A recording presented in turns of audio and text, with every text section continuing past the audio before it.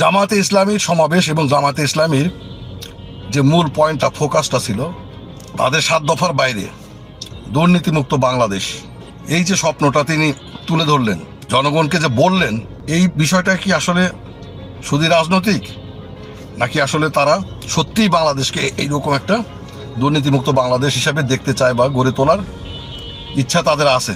এটা নিয়ে একটুখানি কথা বলতে চাই।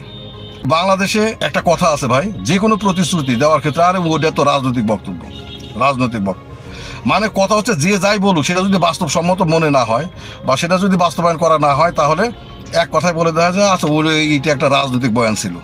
মানে রাজনীতিবিদরা মিথ্যা কথা বলতে বলতে মানুষের মধ্যে এমন একটা অবস্থা তৈরি করে ফেলেছে যে মিথ্যা কথা বা অবাস্তব কথা, অসত্য কথা বলতেই রাজনৈতিক বয়ান বোঝায়, ওর তো রাজনৈতিক বয়ান, এরকম একটা অবস্থা চলে গেছে। সেই পরিস্থিতিতে জামায়াতে আমির বা আমিরে জামায়াতের এই দুর্নীতিমুক্ত বাংলাদেশ গড়ার প্রত্যয়টা কতটুকু বাংলাদেশের মানুষের কাছে গৃহীত হবে? অস্বীকার করার উপায় নাই, বাংলাদেশের মানুষ এখন অনেক কিছুই বোঝে। এই সরকারের উপরে, ইন্টারিম সরকারের উপরে জামায়াতের কতটা প্রভাব এটা বাংলাদেশের মানুষ খুব ভালো মতো বোঝে। অতএব আপনি যদি দুর্নীতির বিরুদ্ধে সংগ্রাম করতে বদ্ধপরিকর হয়ে থাকেন বা দুর্নীতিমুক্ত বাংলাদেশ গড়তে চান, তাহলে সেটা এই সময়কে আপনাকে কিছু না কিছু হলেও আপনাকে শো করতে হবে, দেখাতে হবে। তাহলে মানুষ আপনার এই কথার উপর বিশ্বাস করবে এবং এই কথার উপর সামনে নির্বাচনে জামাতকে ভোট দেওয়ার চিন্তা করবে বা জামাতের নির্বাচনের উপর একটা ইফেক্ট পড়বে। সেটা কেমন? এই সরকারের মধ্যে কি দুর্নীতিবাজ নাই? অনেকে দুর্নীতি করতেছে না? অনেকের আপনার এপিএস আপনার কোটি কোটি টাকা দুর্নীতির দায়ে চাকরিচ্যুত হয় নাই? এই সরকারের মধ্যে থেকে কি লবিং করা হচ্ছে না? এই সরকারের মধ্যে থেকে কি ট্রান্সফার বাণিজ্য করা হচ্ছে না? এই সরকারের মধ্যে থেকে কি আপনার তদবির বাণিজ্য করা হচ্ছে না? আপনি সরকারের মধ্যে, আপনার দল সরকারের উপরে যথেষ্ট প্রভাব আছে, আপনি সরকারের মধ্যে অত্যন্ত প্রভাবশালী, সরকারে না থেকেও আপনি এগুলোর বিরুদ্ধে সোচ্চার হন, কথা বলেন।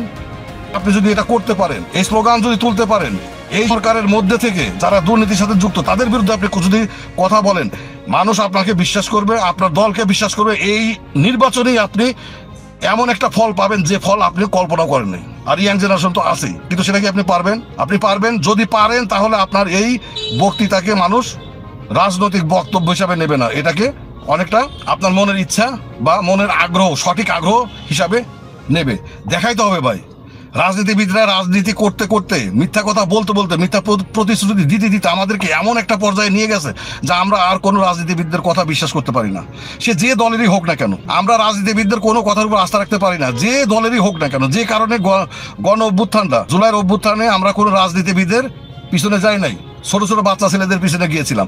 কিন্তু কথা হচ্ছে, আপনি যদি বিশ্বাস করাতে চান যে হ্যাঁ জামাত ইসলামী দুর্নীতির বিরুদ্ধে লড়বে, তাহলে এখনো প্রত্যেকটা ডিপার্টমেন্টে, প্রত্যেকটা জায়গায়, সব জায়গায় দুর্নীতি হচ্ছে, সেগুলো নিয়ে কথা বলেন না কেন? সেখানে আপনাদের লোক নাই, সচিবালয়ে আপনাদের লোক নাই।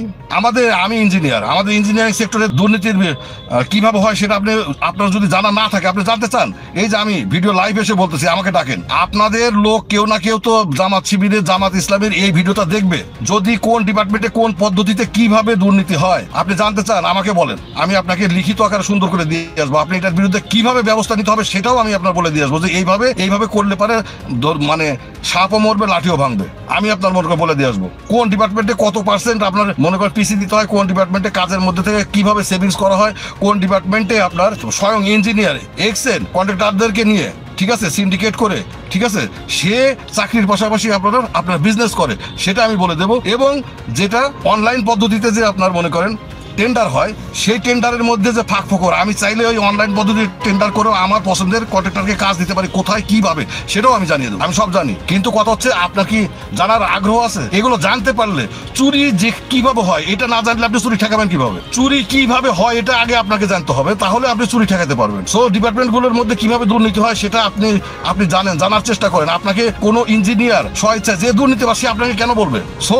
এরকম লোক খুঁজে বাইর করতে হবে যারা আপনার মনে দুর্নীতির বিপক্ষে মানে কথা বলতে চায়, লড়তে চায়। আমি একজন, আমাকে বলেন, আমি আপনাকে বলে দেবো, জানাই দেবো।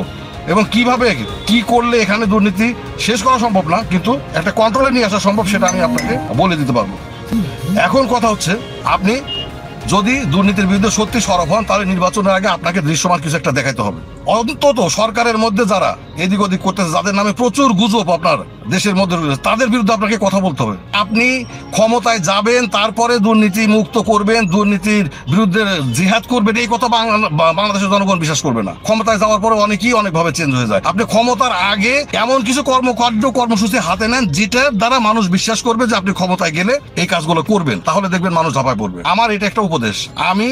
আমি জনগণের সাথে মিশি, জনগণের সাথে থাকি, কাজী জনগণের মেন্টালিটি আমি বুঝি, আমি সেই সেন্স থেকে বললাম। সত্যি যদি আপনার এরকম কোনো ইচ্ছা থাকে, আপনার বয়স হয়েছে, আপনাকে জিন্দা ওলি বলা হয়, তারপরে হচ্ছে আপনাকে আমরা সৎ লোক হিসেবেই জানি, যদি সত্যি এরকম ইচ্ছা থাকে এখন থেকে জিহাদ ঘোষণা করেন, এখন থেকেই শুরু করেন, জনগণ আপনার পিছনে দাঁড়াবে।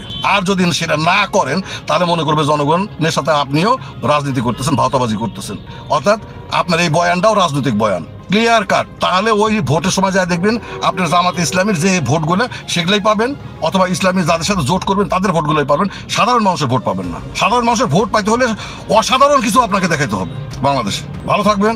যদি সবার ভালো লাগে থাকে আমার কথা, সাবস্ক্রাইব করবেন, লাইক করবেন, শেয়ার করবেন। খোদা হাফেজ, ভালো থাকবেন।